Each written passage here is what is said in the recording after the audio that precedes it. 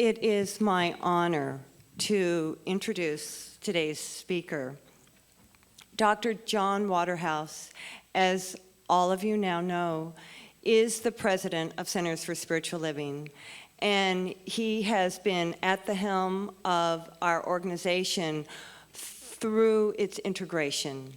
And observing him from afar and from near, he is always level, peaceful, coming from true center.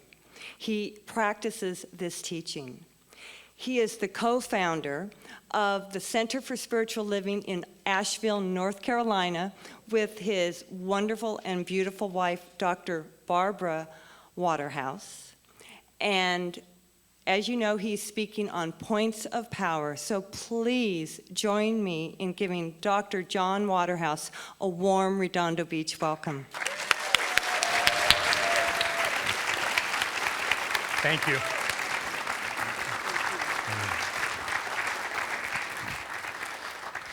Hi, everybody. It is wonderful to be here.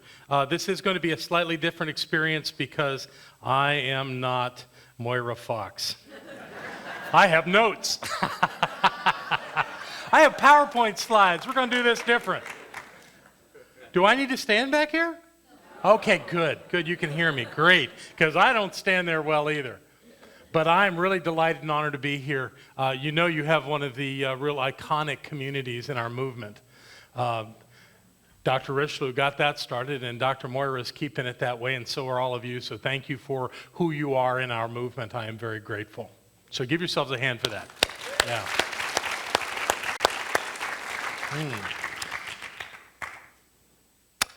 The reason that science of mind is so important in my life is because it's practical. The essence of it can be used. But as Dr. Holmes said, we have to move beyond the elements that we know and confirm them out in the world, so we're open at the top. So I want to begin with a prayer that really, for me, encapsulates our entire teaching. And I want to invite you to just close your eyes and be with it, let it wash over you. And after I say it, then we're going to say it together. So here we go. I know within myself there is that life which is perfect, complete, divine. It was never born and cannot die, for it lives and is God. Within myself is the wholeness, peace, poise, and power of life. This life is health, it is abundance, it is love. There is one life, and it is the life of God, and this is my life now. Would you share this with me? Say this with me. I know that within myself there is that life which is perfect, complete, divine. It was never born and cannot die, for it lives and is God.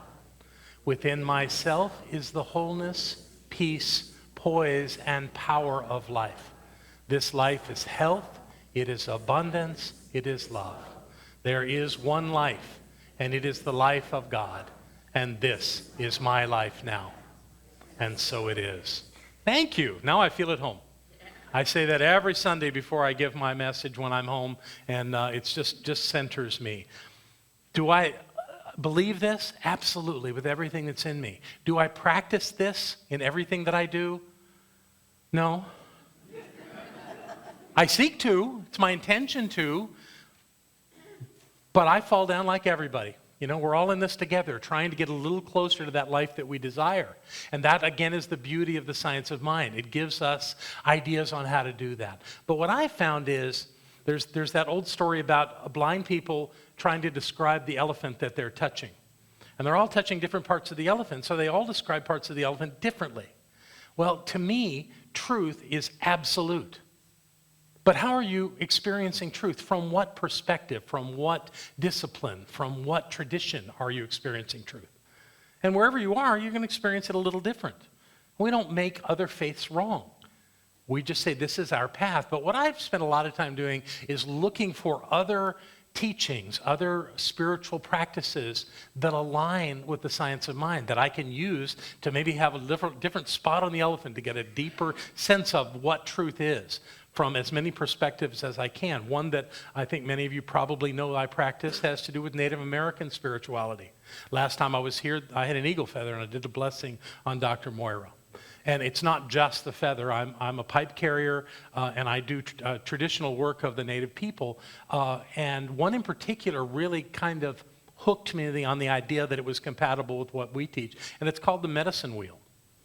And those of you that have heard of that know that the Native people look out into their world and see what's there. So they have this thing called calling in the directions, and they do that with the medicine wheel, which means they start, most of them, some start elsewhere, but most of them start in the east and see that as the place of new beginnings and give gratitude that we can start over at any point, and then move around the circle into the south, the place of prosperity and family and love, and then into the west and the place of overcoming adversity and challenges in our lives.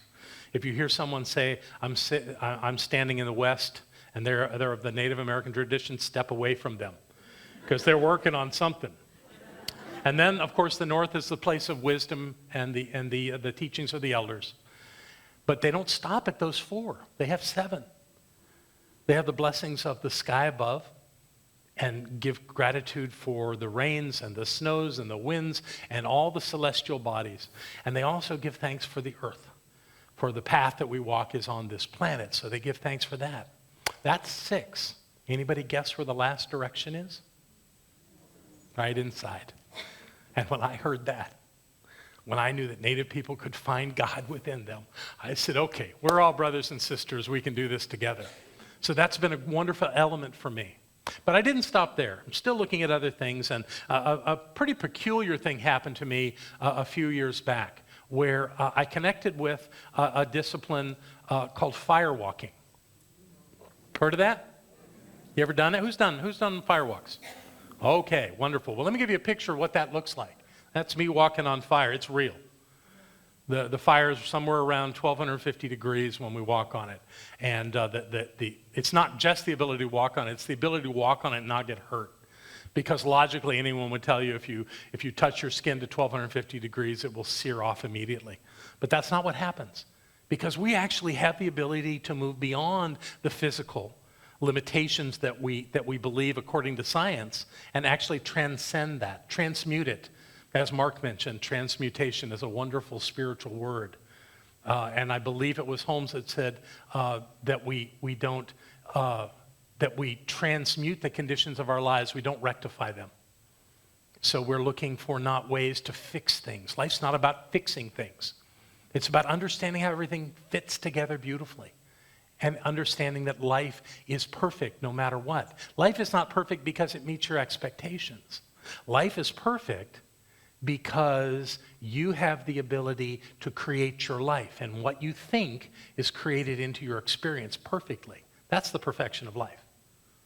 So, Tolly Burkan is the fellow's name that taught me to firewalk, and we have a couple firewalks at our center every year. We do one on January 1st to start the year. And we do one sometime in the summer. We did it about 3 weeks ago and had about 120 people out there walking on fire. It was crazy and wonderful all together. But here's the reason I bring that up is because Tolly Burkan is the one that gave me this idea of points of power. There are 5 of them that he uses in his personal life. And our community has pretty much adopted this as the way that we want to experience our lives. It's practical. I'm going to give you 5 points today that you can use, and probably are using some already in your life, so this won't be all new material. But the beauty of it to me is that it fits right perfectly into the science of mind. And those of us that practice science of mind by knowing the truth of who we are as the presence of the divine and seeing the presence in all that we are can use these 5 things. My personal statement of purpose in my life is that my purpose is to reveal and release the power of divine presence wherever I am and in whatever I do. So that's my work. So I'm obviously, at least in my understanding, in complete alignment with my purpose as I share with you today. So here they are. We're going to start with the very first one. Let's see if it shows up. There we go. I always pay attention. I always pay attention. So how is it that paying attention would be something of the science of mind? I think it's integrally a point of how we practice the science of mind. As we all know, anybody that's taken any classes in the teachings of Ernest Holmes knows that the beginning premise is that there is one mind. It is the mind of God, and that mind has certain characteristics. When we think a thought, we impress upon the mind of the divine that thought. And the reflective nature of that divine presence brings it back into our life as something. And it works perfectly no matter what you think. If you're worried about something, you might as well be wearing a neon sign that says, "Give that to me." Because you add not only the thought of the thing that you're worried about, but you add the emotion to it, and then it's just supercharged, and it's going to show up in your life. Well, what does that have to do with paying attention? If you have something going on in your life that you don't like, you need to notice that. You need to be aware of it. You need to pay attention to the elements, the experiences of your life.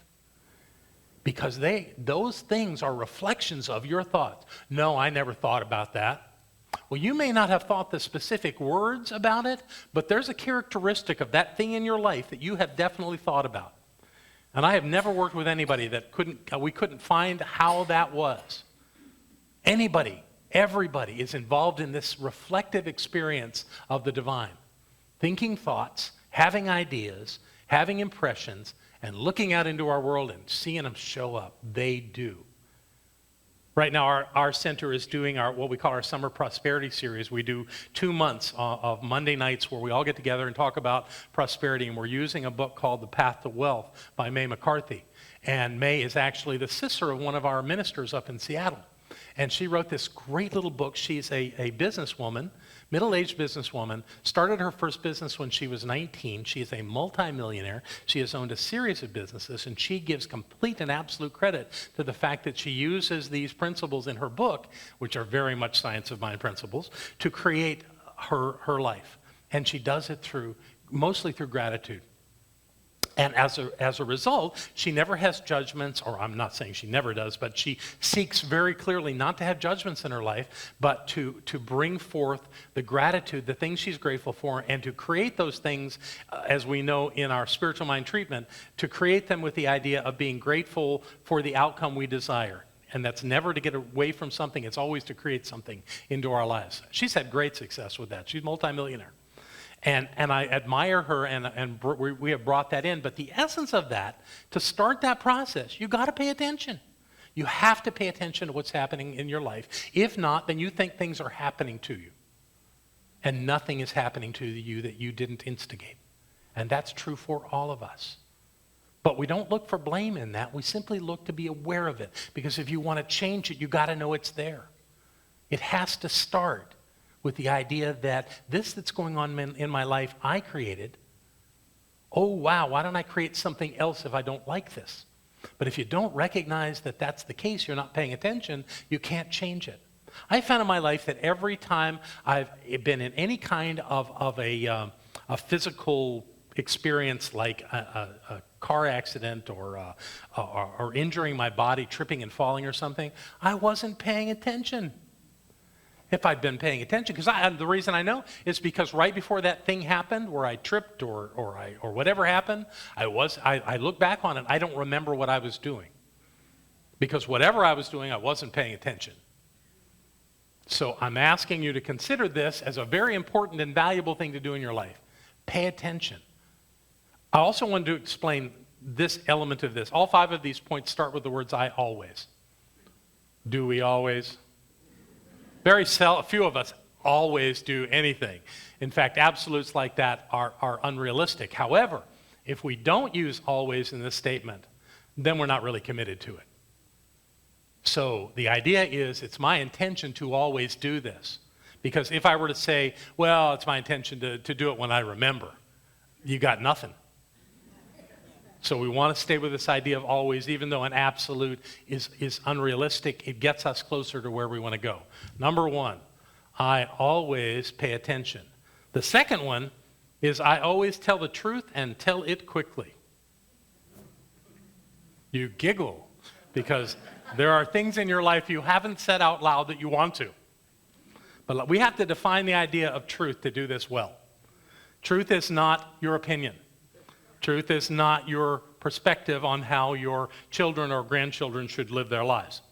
That's not the truth. That's just your idea on those things or anything else in your life.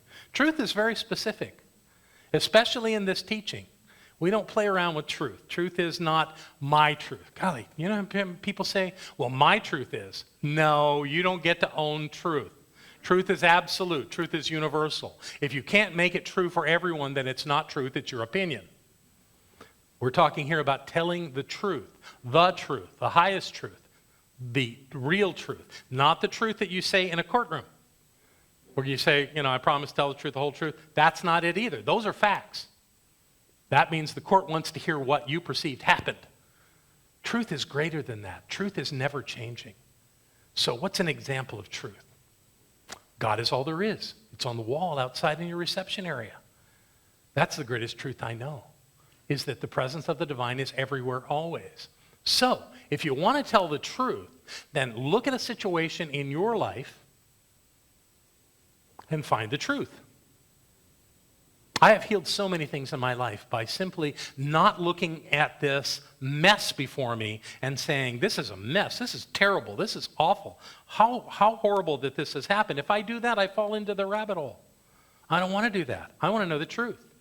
And the truth is that even this thing that looks like a mess is the presence of the divine. And it's calling me to know something. And what would it ever want me to know? It would want me to know who I am. So the greatest truth that I can ever speak is who God is and who I am, and see no distinction between that. That's hard for some people. Some people want to have a dominant God over them. But that's not how this is designed. For we were never born and cannot die. Our bodies were born and our bodies will sit down. But we are infinite spiritual beings. And we must remember that in all circumstances of our lives. So are those that have gone before us. So are those that are yet to come. Going back to the native teachings, they talk about the fifth generation, about what they do today impacts 7 generations is actually what it is. 7 generations after them. They take responsibility for that. I think that's extraordinary. And they bless those that have come before so they can stand where they are. All of this speaks to us about this idea of telling the truth. So I seek always to tell the truth in my life and to tell it quickly, rather than allowing something in my life to prevent me from speaking what I know to be so. And that has been so helpful. My Native American teacher actually taught me how to do that. And it's a simple statement. I don't experience that as truth. Somebody says something about how hard life is or how miserable something is or how something's not working. And he would just... That's not how I experience it. I experience it. God is the presence always and everywhere, even in these circumstances. And it causes people to pause. So I think it's a good thing. I think sometimes it knocks people out of their limited reality into something greater. So I invite you in your life to always tell the truth and to tell it quickly. The next one that we look at, I always ask for what I want when I want it. That sounds kind of selfish. But I'll tell you, one thing that we get accused of in the science of mind is being selfish. Our brothers and sisters in other parts of New Thought think that we're all about us. You know what? Yay. Let's be about us. Because the presence of the divine is infinite and unlimited. We can't corner the market on good in life. Good is everywhere, always. So why not have what we want? I believe in the process of desire. We are in this beautiful place called the United States of America. And not that anybody else in the world can't do it, but we can see it so clearly here. If you set your intention that you will have something in your life, you will have something in your life. Now, you could say, oh, there's lots of things I've wanted that I haven't had. Well, the only thing that could possibly have gotten in your way was you. You got cold feet. You started thinking you weren't good enough and they didn't deserve it. And it just twittered away, didn't it? Just vanished. We all fall in those traps. But this is the idea of asking for what you want, because if you're not willing to ask for what you want, if you can't name the desire that you have in your life, you're probably not going to get it. That's one thing that May talks about in her book, The Path to Wealth. You have to name it. You have to say what it is that you want. And there's nothing wrong with that. Certainly you don't want to engage in something that you think you're taking from someone else, but there's always plenty. So if you frame your desire in a way that it does not impede anyone else's progress in the world, then everybody wins. I won't play anything less than a win-win game. I've been told I can be very competitive. But I believe that everybody wins in a situation where we move forward collaboratively on anything. I think it's wonderful for competitors to work together on projects. I see more happening in the world through our attempt to cooperate than I do in our attempt to compete. There's plenty for everyone. No one has to ever lose. When someone gets mad at me, and believe me, people get mad at me, I bless them and I wish them well. If theirs is not to be in my presence, God bless them. And I know that they'll find happiness wherever they are.